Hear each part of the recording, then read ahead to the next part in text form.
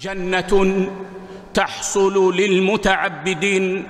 قال شيخ الإسلام ابن تيمية فيما نقله عنه ابن القيم رحم الله الجميع: إن في الدنيا جنة من لم يدخلها لم يدخل جنة الآخرة، وذلك لأن سبب دخول جنة الدنيا هو سبب دخول جنة الآخرة، وأن المتفضل على الموحد بدخول جنة الآخرة هو المتفضل بدخول جنة الدنيا.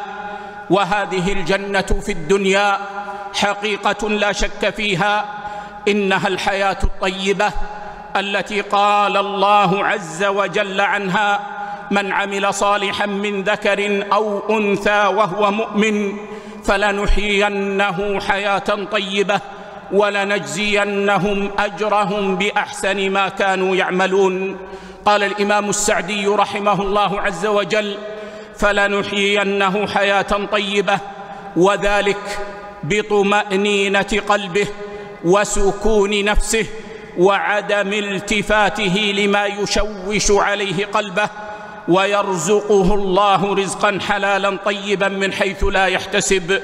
وقال الإمام ابن القيم رحمه الله عز وجل: ففاز المتقون المحسنون بنعيم الدنيا والآخرة، وحصلوا على الحياة الطيبة في الدارين، فإن طيب النفس وسرور القلب وفرحه ولذته وابتهاجه وطمأنينته وانشراحه ونوره وسعته وعافيته من ترك الشهوات المحرمة والشبهات الباطلة، وهو النعيم على الحقيقة.